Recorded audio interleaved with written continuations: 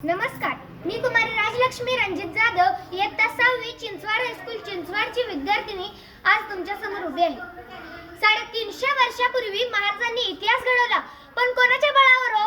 अमेरिकेचं सैन्य आणलं होतं की युरोपियन राष्ट्रांची मदत घेतली होती? कोणाच्या बळावर उभं केलं हे साम्राज्य महाराजांनी? अहो, तुमचे माझे पूर्वजच खांद्याला खांदा लावून लढत होते महाराजांच्या. हे सर्वात महत्त्वाचं आहे. महाराजांचा जन्म आहे 1630 चा. महाराजांनी स्वराज्याला आरंभ केला 1646 ला आणि महाराजांचा मृत्यू झाला 1680 साली. म्हणजे महाराजांचं आयुष्य आहे फक्त 50 वर्षांचं आणि स्वराज्याचं आयुष्य आहे फक्त 35 वर्षांचं.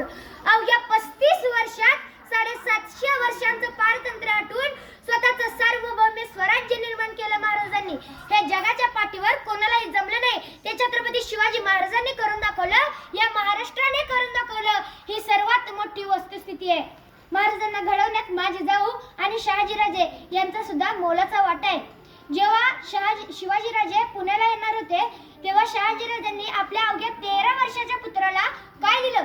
ध्येय दिलं, स्वप्न दिलं, महत्वाकांक्षा दिली. त्यांनी आपल्या शिवबांना एक छोटं मंत्रिमंडळ दिलं आणि ते म्हणाले, शिवबा, हेच मंत्रिमंडळ तुम्हाला पुढे मोठं करायचंय. आणि त्यांनी एक भगवा ध्वज दिला आणि ते म्हणाले, शिवबा, हा ध्वज साधा सुद्धा नाही. हा पेलण्यासाठी मनगटात रग आणि छातीत धग असावी लागते. शिवबा, हा भगवा धैर्याचा, हा भगवा शौर्याचा, हा भगवा अस्मितेचा, हा भगवा संपूर्ण जगात फडकू द्या. हे एक पिता म्हणून शहाजीराजांचे शिवबांवर झालेले संस्कार होते. माझे जाऊनचे संस्कार बघा मित्रांनो. जेव्हा शिवाजीराजे पुण्यामध्ये आले तेव्हा ते आपल्या काकासाहेबांबरोबर नर्तिकेचा नाच पाहायला गेले. रात्री गेलेले शिवबा सकाळी झाले तेव्हा मासाहेब शिवबांना विचारतात, शिवबा, कुठे गेला होता तितका वेळ? तेव्हा ते लहान शिवबा आपल्या आईला म्हणतात, मासाहेब, आम्हाला काकासाहेबांनी नको म्हणत असताना सुद्धा नर्तिकेचा नाच पाहायला नेलं. तेव्हा कडाडल्या जिजामाता आणि म्हणाल्या, शिवबा, तुम्हाला बायका नाचवणारा राजा व्हायचं नाही तर बायका वाचवणारा राजा व्हायचा आहे. याच संस्कारांच्या सिदोरी बरोबर पुढे जाऊन महाराजांनी रांझेच्या पाटलाला सजा दिली. आपल्या उत्तम दूरदृष्टिकोनाने आणि नियोजनाने अफजल खानाचा कोतळा काढला, शाहिस्तेखानाची बोटं छाटली. असे महाराजांचे पराक्रम सांगावे तितके थोडेच. पण आज आपण महाराजांची म्हणजे शिवजयंती आली की महाराजांचे स्टिकर गाड्यांवर लावतो, महाराजांचे लॉकेट गळ्यात घालतो, महाराजांची चंद्रकोर कपाळी लावतो. पण आपण ज्यांचे लॉकेट गळ्यात घालतो, ज्यांचे स्टिकर गाड्यांवर लावतो, ज्यांची चंद्रकोर कपाळी लावतो, त्यांचे विचार मात्र कधी डोक्यात घेत नाही. आजचा तरुण फक्त व्यसनाने ग्रासलेला आहे.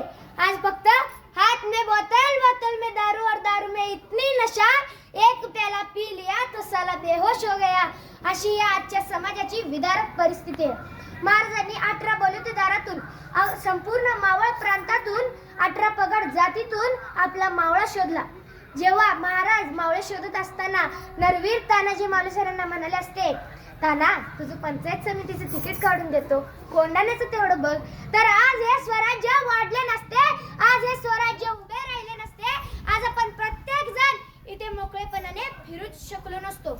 महाराजांनी आपल्या मावळ्यांना प्रेम दिलं, आपुलकी दिली. याचं उत्तम प्रतीक म्हणजे जेव्हा चाकणचा किल्ला लढवत असताना फिरंगोजी हरले तेव्हा शाबुद्दीन खान फिरंगोजींना म्हणाला, अरे फिरंगोजी, काय रे या किल्ल्यात 4 भिंती आणि 1 शीड, का लढलास इतक्या वर्ष माझ्यासोबत या किल्ल्यासाठी? तेव्हा फिरंगोजी म्हणतात, हे खाना, तुला नाही कळायचं, या किल्ल्याच्या प्रत्येक दगडावर, प्रत्येक भिंतीवर माझ्या राजाचा स्पर्श झालाय आणि हाच स्पर्श वाचवण्यासाठी मी तुझ्यासोबत इतके वर्ष लढत होतो. हे महाराजांप्रती असलेलं प्रेम. म्हणून मी म्हणते, आम्ही स्वराज्याचा सोहळा पाहिला म्हणून माझ्या राजाने 18 पगड जातीत आपला मावळा पाहिला. शेवटी इतकेच म्हणेन, सह्याद्रीच्या छाताडा